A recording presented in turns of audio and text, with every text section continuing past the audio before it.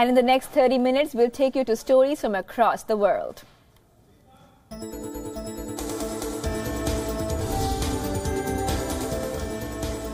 On a visit that emphasized bilateral efforts to fight drug trafficking, U.S. Ambassador to the United Nations Nikki Haley toured a police training camp in the Honduran capital of Tegucigalpa. Ms. Haley met with Honduran President Juan Orlando Hernandez and said that she appreciated the Central American country's support in the United Nations. The visit highlights the U.S. partnership in the region, focusing on anti-corruption and counter-narcotics efforts.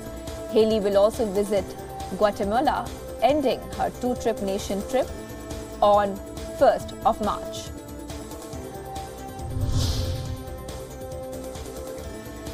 Three residents of the International Space Station finished their mission on Tuesday and prepared to return to Earth. NASA's Mark Vande Hey and Joe Acaba handed over command to Roscosmos Anton before closing the hatch and undocking from the station. Following their departures, one NASA and one Japan Aerospace Exploration Agency astronaut will crew the station until three additional members arrive on March 23rd.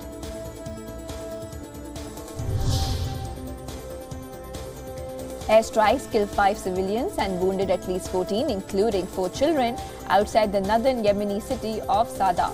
A Saudi-led coalition that intervened in Yemen's war in 2015 to try to restore its president to power has conducted frequent airstrikes targeting Iran-aligned Houthi rebels and has often hit civilians. The coalition has denied specifically targeting civilians. The war has killed more than 10,000 people, displaced more than 2 million, and driven the country, already the poorest in the Arabian Peninsula, to the verge of widespread famine.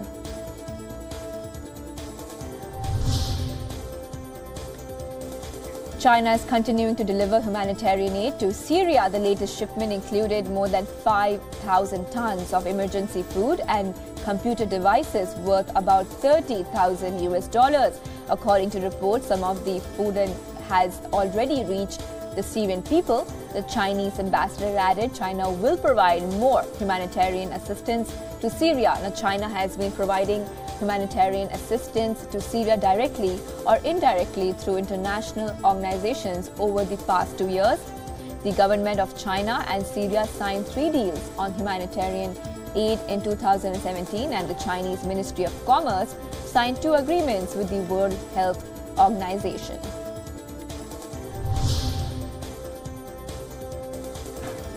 Syrian Deputy Foreign Minister Faisal Mikdad said the humanitarian corridor in eastern Ghouta is aimed at saving lives and accused opposition and terrorist groups in the area of hindering the evacuation process.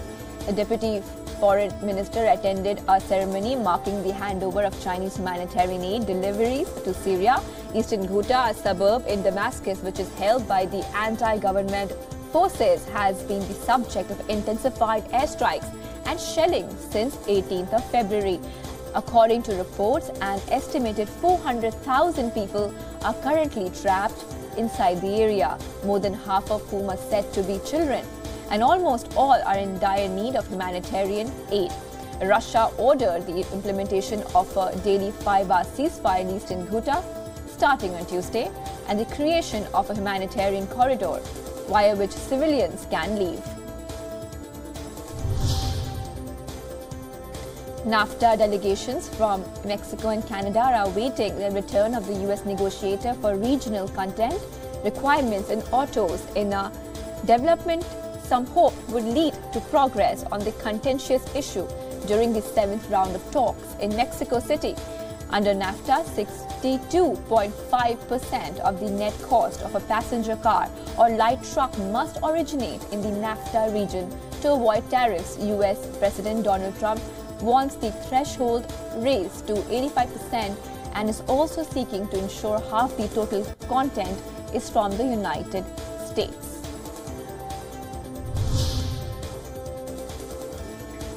Venezuela's President Nicolas Maduro formally signed up to run for re-election in April. Maduro's main rivals are barred from standing against him in the election. Opponents say the election is a farce that will consolidate Maduro's dictatorship Maduro narrowly won the election in 2013 after President Hugo Chávez's 2013 death from cancer. His popularity has dipped during the economic crisis, which has exposed the failure of government policies and worsened by the fall in global oil prices.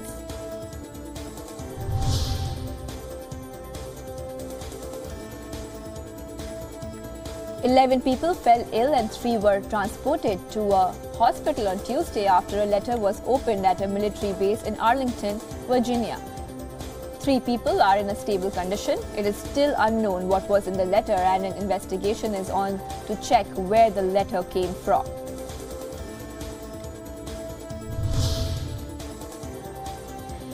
Five senior Western European security sources have said that North Korean leader Kim Jong-un and his late father Kim Jong-il used fraudulently obtained Brazilian passports to apply for visas to visit Western countries in the 90s. While North Korea's ruling family is known to have used travel documents obtained under false pretenses, there are few specific examples. The North Korean embassy in Brazil declined to comment, and Brazil's foreign ministry said it was investigating the matter.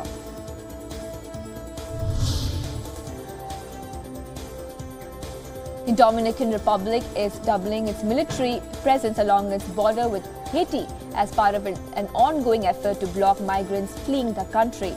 Dominican President Danilo Medina has announced that he will send an additional 900 soldiers to patrol the 300-kilometer border between the two countries. The announcements come as Haiti braces for mass migration from the United States, which said that it would end a program that granted 59,000 Haitians temporary visas to remain in the United States. The program is expected to end in July 2019. The United States offered temporary protected status to Haitians after January 2010 earthquake.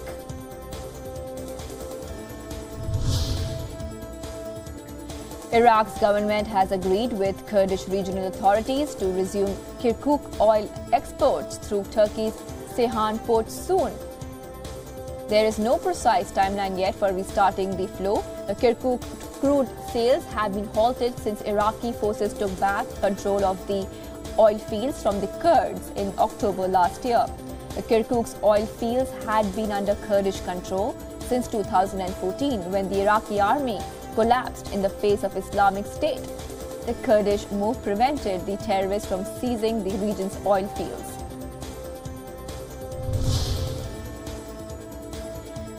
Freezing weather, dubbed the Beast from the East, swept in from Siberia, forcing some schools to close and disrupting the travel plans of thousands of people.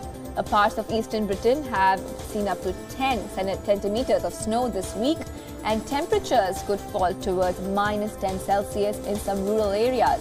Britain's Weather Service said hundreds of schools were also closed today, with Kent, North Wales and the northeast of England among the worst affected areas.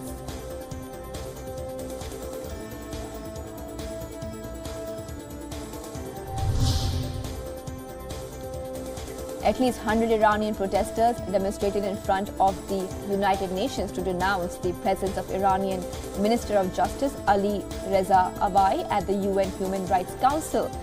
Awai is on European Union and Swiss sanctions over alleged involvement in violations, including arbitrary arrest and a rise in executions while he was president of the Tehran judiciary. UN Secretary General Antonio Guterres voiced concerns earlier on Tuesday at the high number of executions in Iran, persistent reports of the use of torture to coerce confessions. Iran carried out at least 482 executions last year, including 5 people convicted of crimes committed under the age of 18.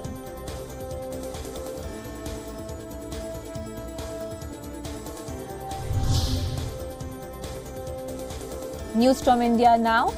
Bollywood actor Sridevi's funeral will take place today in Mumbai. Sridevi's family will keep the body at a sports club for people to pay their last respects before it's taken for cremation. The 50-year-old Bollywood icon was in Dubai to attend a family wedding when she died of accidental drowning in a hotel's washroom bathtub.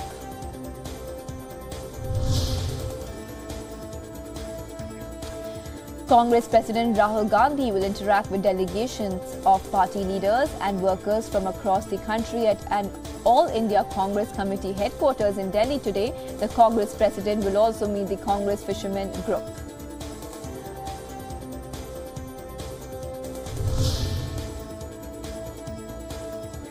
The results of the by-polls of two constituencies of Kolaras and Mungauli in Madhya Pradesh and Bijapur in Odisha will be announced today. An estimated 70 to 75% polling was recorded in by-polls to two assembly seats in Madhya Pradesh. The outcome of the by-elections is important ahead of assembly elections in BJP-ruled Madhya Pradesh due later this year. The BJD-ruled Odisha will go to polls next year. King of Jordan Abdullah II bin Al Hussein will visit IIT Delhi to explore collaboration with Jordan Technical Institutes. During the day, the king is also scheduled to participate in a CEO roundtable followed by India-Jordan Business Forum jointly organized by FICCI, CII and ASSOCHAM.